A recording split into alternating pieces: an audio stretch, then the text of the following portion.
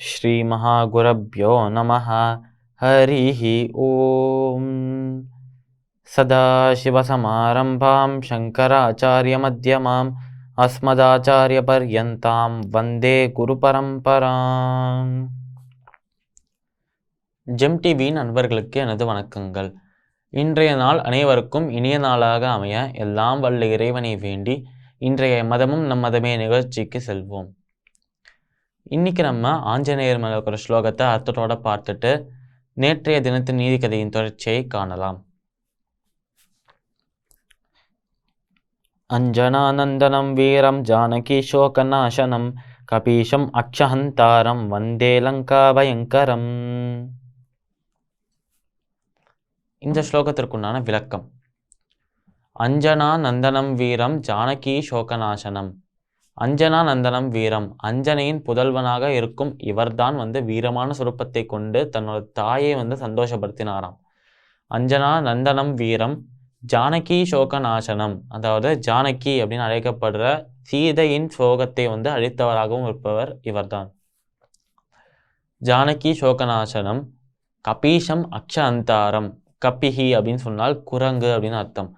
குரங்குகளுக்கு வானரங்களுக்கு தலைவனாக இருக்காராம் இவர். கபீஷம் அக்ஷ அந்தாரம், அனைவரின் பயத்தை போக்குகிற சுரூபமாக இருக்காராம் இவர். கபீஷம் அக்ஷ அந்தாரம் வந்தே லங்கா பயங்கரம், அனைவருக்கும் பயத்தை போக்கிட்டார். ஆனால் கடைசியில ராமாயணம் முடியும் போது லங்கைக்கு தீயை வைத்து லங்கையில இருக்கும் அரக்கர்களுக்கு மனதில் பயத்தை புகுத்துகிறாராம் இவர். அதனால நல்லவர்களின் மனதிலிருந்து பயத்தை விலக்கி கெட்டவர்கள் மனத்துக்கு அந்த பயத்தை டிரான்ஸ்ஃபர் பண்றாராம் நம்மளோட அனுமான். இந்த ஸ்லோகத்திற்குண்டான விளக்கம் இதுதான். இப்ப நம்ம நேற்றைய தினத்தின் நீதி கதையின் தொடர்ச்சியை காணலாம். நம்மளோட இந்த நபர், இந்த நடுத்தர வயதில் இருக்கிற நபர் இந்த பணப்பையை பார்த்த உடனே அவர் மனசுல ஒரு ஆசை வந்தது இவருக்கு.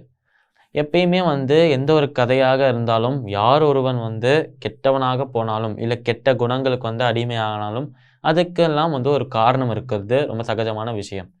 இவருக்கு பின்னாடி இவரோட கதையை இவர்கிட்ட கேட்டால் நீ செஞ்சது ரொம்ப தப்பு அப்படின்னு சொன்னால் அவர் அதை ஜஸ்டிஃபை பண்ணுறதுக்காக, அது உண்மை, அது நல்லதுதான் அப்படின்னு சொல்றதுக்காக ஒரு கதையை சொல்லுவாராம்.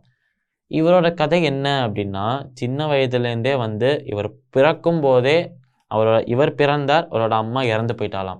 ஆனால் பிறக்கும் போதே அம்மாவை பார்க்காத ஒரு பையனாக பிறக்கிறார். அவரோட அப்பாவும் இப்போ இவர் எந்த ஒரு இடத்துல எந்த ஒரு ஆங்கிலேயர் கடையில் வேலை செஞ்சுட்டு இருந்தாரோ அந்த ஆங்கிலேயர்கிட்ட தான் இவர் அப்பா கிளர்க்கா, இவரோட அப்பா கணக்கு பிள்ளையா வேலை செஞ்சுட்டு இருந்தார். அதனால்தான் இவர் அப்பா அவர் இறக்கிறதுக்கு முன்னாடி இவனுக்கு ஒரு வாலிப ஒரு 20 வயது வர வரைக்கும் இவர் பெரும் வறுமையில வாழ்ந்து வராராம் இவர். அதனால வறுமையில வாழ்ந்து வரும்போது அந்த ஆங்கிலேயர்கிட்ட என்னோட பையனை நீங்க பையனையும் உங்க ஆஃபீஸ்ல சேர்த்துக்கோங்க வேலைக்கு, ஏன்னா நான் இன்னும் எவ்வளோ நாள் இருப்பேன்னு தெரியாது, நான் சீக்கிரமாகவே இறந்து போயிடுவேன் அப்படின்னு சொல்லி 2 நாட்கள்லயே இறந்து போறான் அவரோட அப்பாவும். அதனால அம்மாவும் இல்லை அப்பாவும் இல்லை, சொந்தக்காரர்கள் யாரு அப்படின்னே தெரியாதாம் இவருக்கு. அதனால யாருக்கிட்ட உதவி கேட்கறதுன்னு தெரியாமல் காலில் விழுந்து அந்த ஆங்கிலேயர்கிட்ட போய் வேலைக்கு சேர்றான். இப்படி இருக்கும்போது பணத்தையே பெரிதாக அவ்வளவோ பார்க்காத இவருக்கு அவ்வளோ பெரிய அமௌண்ட் கிடைச்சா அதை பார்த்து சந்தோஷமாகாதா, ஒரு ஆனந்தம் வராதா?